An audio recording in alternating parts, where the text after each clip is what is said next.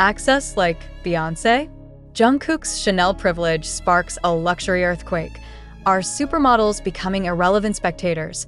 What does it really mean when a global luxury house opens its most guarded doors not to a runway legend, not to a supermodel raised by couture itself, but to a pop star whose voice has already conquered stadiums, charts, and cultures? Does this mark a silent revolution inside the luxury industry? And are we witnessing the moment when musicians officially overtake supermodels as the most valuable currency of prestige? On a quiet January morning in Paris, far from the flashing cameras of Fashion Week and the predictable choreography of red carpets, Jungkook of BTS stepped into a place almost no outsider ever sees. This was not a flagship boutique. This was not a front row seat. This was not a campaign shoot staged for public consumption. This was the heart of Chanel's olfactory universe, a laboratory often described by insiders as the brand's brain and soul combined, where the invisible architecture of scent is designed with almost religious secrecy. And suddenly, the question exploded across global entertainment media. Why does Jungkook have access that even top American models do not? The comparisons came fast and sharp. Beyoncé, Rihanna, names that exist in a different stratosphere of influence, where celebrity no longer follows fashion, but bends it. When US entertainment outlets began openly likening Jungkook's Chanel access to what insiders casually call Beyoncé-level privilege, the conversation shifted from admiration to unease. Because this wasn't just about Jungkook. It was about power, about hierarchy, about who truly matters to luxury brands in 2026. Chanel did not release a press statement boasting about exclusivity. They did something far more telling. They let Yeleli Japan document the visit. They let the images speak.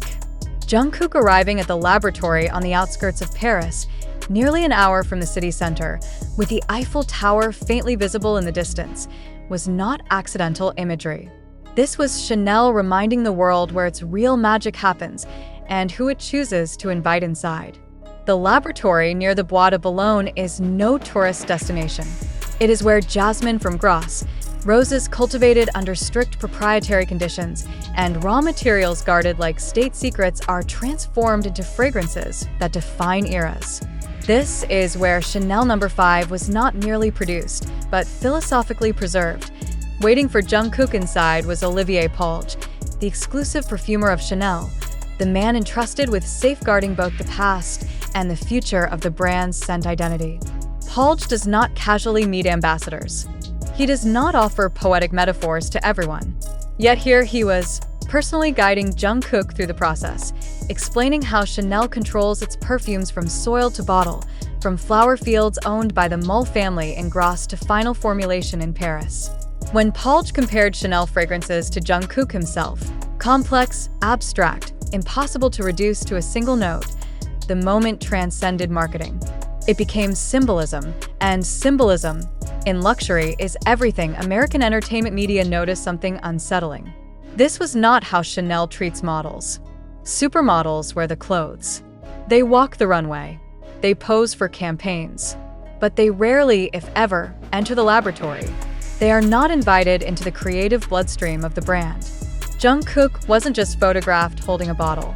He was shown smelling raw ingredients, discussing philosophy, engaging in dialogue about identity and time. One US outlet bluntly asked whether models were now just beautiful mannequins, while musicians became creative collaborators. That question spread like wildfire. The timing made the optics even louder. Jungkook is 28. BTS is approaching a long-anticipated full group reunion. Global attention is already primed to explode. Chanel didn't wait for the noise. They positioned themselves at the source of it. By aligning Jungkook not with seasonal fashion but with timeless fragrance, Chanel placed him in a lineage that includes Marilyn Monroe, Gabrielle Chanel herself, and yes, artists like Beyoncé and Rihanna who have transcended endorsement to become cultural architects. The 41-second promotional video released alongside the Yeleli Japan article was deceptively simple. Jungkook moving quietly through the lab. Close-ups of iconic bottles. No dramatic soundtrack.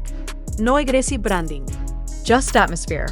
And yet the emotional impact was enormous. Fans noticed details immediately. the absence of spectacle, the emphasis on process. The way Jungkook listened more than he spoke. His reflective quote about meeting his past self and choosing silence because every past moment shaped the present. This wasn't idle fan service. This was Chanel aligning Jungkook with its core belief in timeless modernity. And here's where the debate sharpened.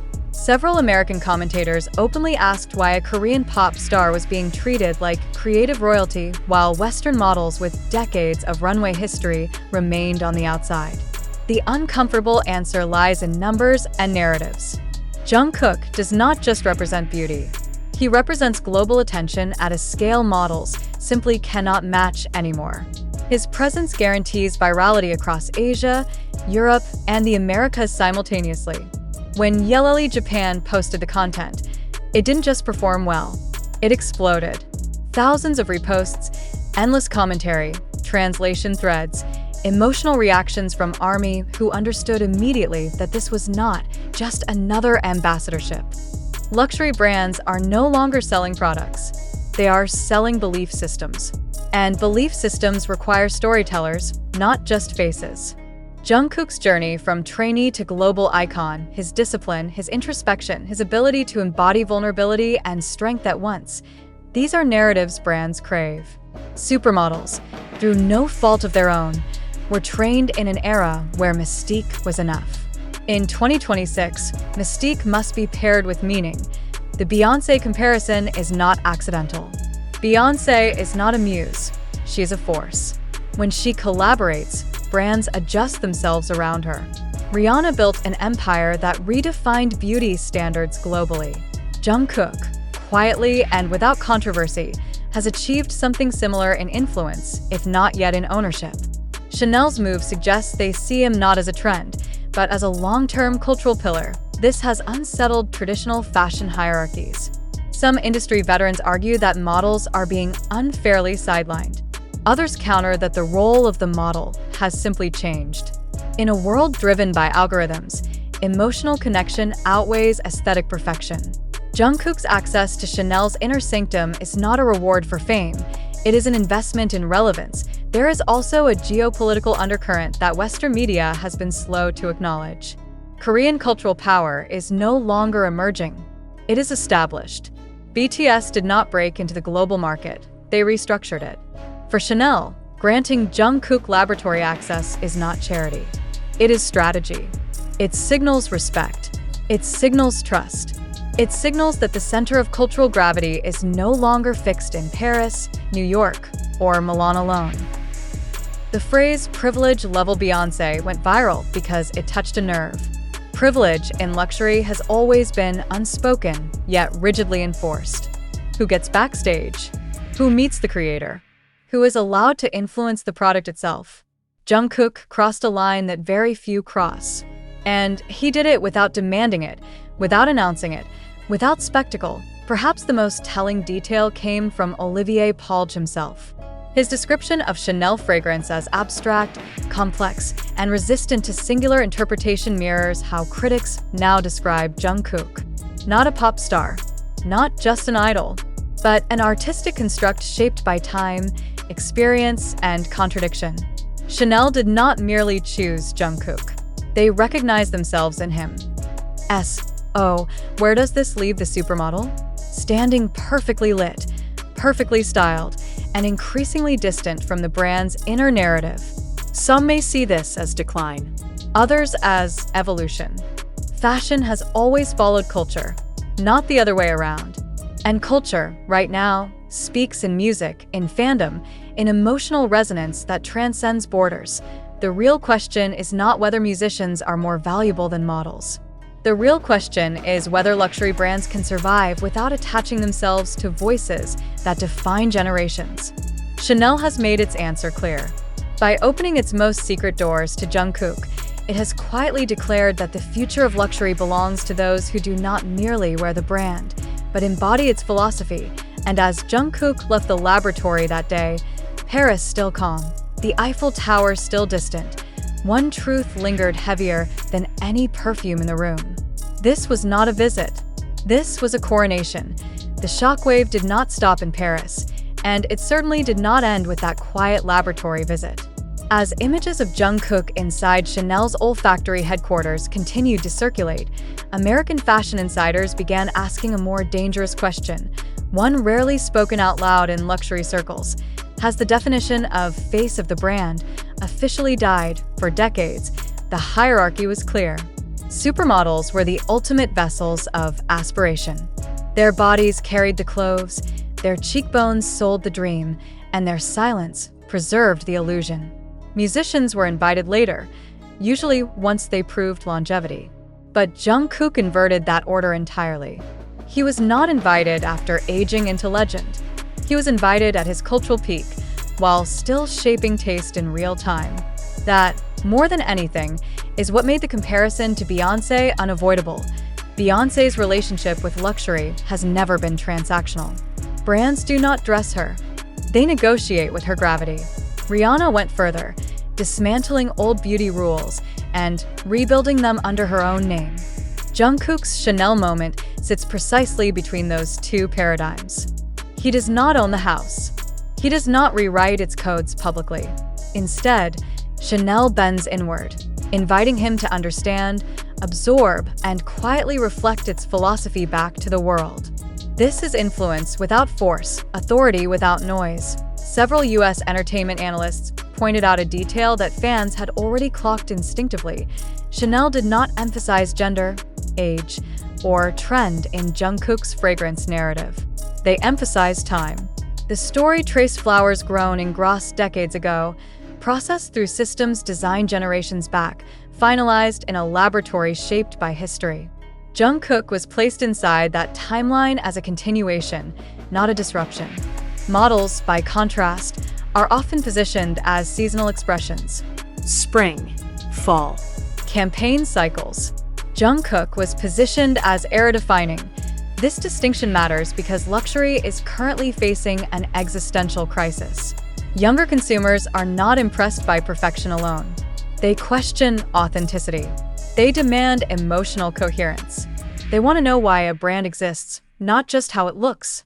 Jungkook's presence inside Chanel's most secret space answered that question without words.